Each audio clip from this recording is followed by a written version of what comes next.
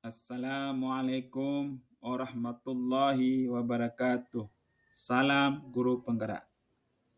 Perkenalkan, saya Arif Gumlar merupakan calon guru penggerak angkatan ke-11 dari Kabupaten Bima, Provinsi Nusa Tenggara Barat.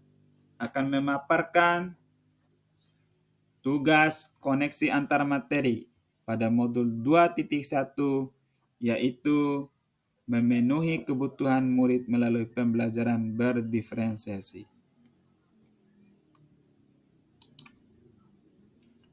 Sebagai pengantar di awal, apa yang dimaksud dengan pembelajaran berdiferensiasi dan bagaimana hal ini dapat dilakukan di kelas? Menurut Tomlinson dalam bukunya, bahwa pembelajaran berdiferensiasi adalah usaha guru untuk menyesuaikan proses pembelajaran di kelas guna memenuhi kebutuhan belajar individu murid. Maka, pembelajaran berdiferensiasi adalah serangkaian keputusan yang masuk akal yang dibuat oleh guru yang berorientasi kepada kebutuhan murid. Sehingga dapat ditarik sebuah kesimpulan, pembelajaran berdiferensiasi merupakan usaha guru dalam menyesuaikan proses pembelajaran di kelas guna memenuhi kebutuhan belajar individu murid. Agar dapat melakukan pembelajaran yang berdiferensiasi, guru harus mampu yang pertama memahami tujuan pembelajaran. Yang kedua, mengetahui dan merespon kebutuhan belajar murid. Yang ketiga, melakukan manajemen kelas yang efektif, artinya pengelolaan dan kontrol dari guru. Menciptakan lingkungan belajar yang mengundang murid untuk belajar, artinya tidak lagi teacher center, tetapi akan mengarah pada student center. Dan yang kelima, melakukan penilaian berkelanjutan. Artinya penilaian itu terus dilakukan. Berkaitan dengan kebutuhan belajar murid, guru harus mampu memahami 3 aspek. Yang pertama, kesiapan belajar murid atau istilahnya readiness. Yang kedua, minat murid. Yang ketiga, profil belajar murid. Kesiapan belajar murid, artinya guru harus mampu untuk menilai pengetahuan awal siswa. Kemampuan awal siswa seperti apa? Apa yang telah murid itu diketahui dan di mana posisi murid saat itu. Maka sebagai guru kita dibantu dengan tabel de-equalizer. Sebagai contoh, ada materi konkret, ada materi yang bersifat abstrak. Maka guru harus mampu memetakan siswa kemampuannya sudah menguasai materi abstrak atau materi konkret. Ada juga siswa yang memiliki kecepatan belajarnya cepat dan ada yang lambat. Yang kedua, minat murid. Minat murid diartikan sebuah kecenderungan individu untuk terlibat dalam jangka waktu lama dengan objek atau topik tertentu. Artinya guru memberikan pilihan kepada murid untuk belajar sesuai dengan minatnya. Seperti kalau di kelas ada 30 siswa, maka kita harus mampu memetakan minat murid itu seperti apa. Atau bisa diberikan suatu kelompok-kelompok yang sama. Profil belajar murid. Ini tujuannya untuk memberikan kesempatan kepada murid untuk belajar itu secara natural, alam merekanya dan efisiensi. Profil belajar murid ini bisa dilihat dari pertama lingkungan. Siswa itu ada yang tidak suka dengan lingkungan belajar yang ramai. Ada juga pengaruh budaya dan gaya belajar. Ada gaya belajar siswa itu suka pada video-video, ada juga siswa itu suka pada melihat gambar, dan ada juga suka untuk bergerak. Nah, maka ada juga kecerdasan majemuk. Siswa memiliki beberapa macam kecerdasan majemuk, maka kita harus mampu untuk memetakan kebutuhan belajar murid dari segi profil belajar murid.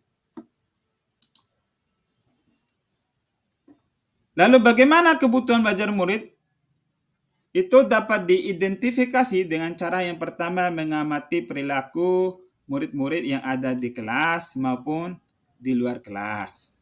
Yang kedua, guru itu harus mampu mengidentifikasi pengetahuan awal dari siswa itu tersebut.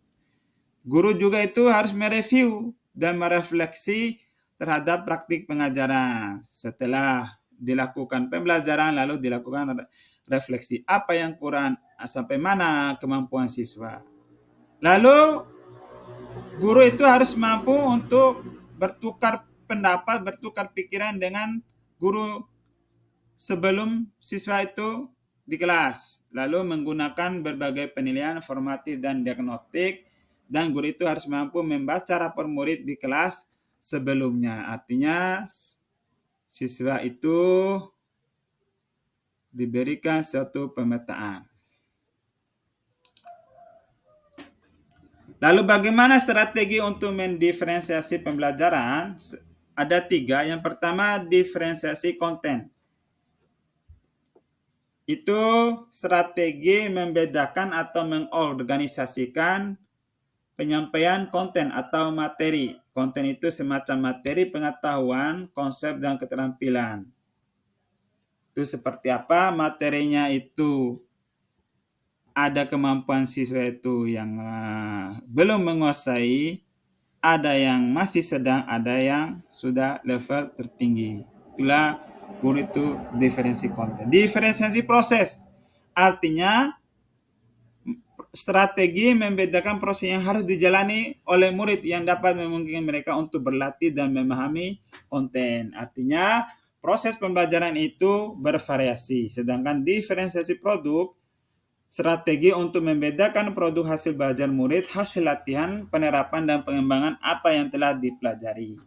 Artinya di sini variasi dari tugas atau variasi dari ujian. Pertanyaan yang kedua, jelaskan bagaimana Anda melihat kaitan materi dalam modul ini dengan modul lain di program pendidikan guru penggerak.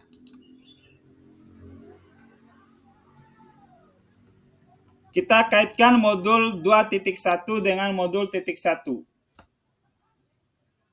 Maka keterkaitannya, untuk dapat melakukan pembelajaran berdiferensiasi, maka guru harus berusaha memenuhi kebutuhan belajar anak sesuai dengan kodrat alam dan kodrat zaman berdasarkan filosofi Ki Hajar Dewantara.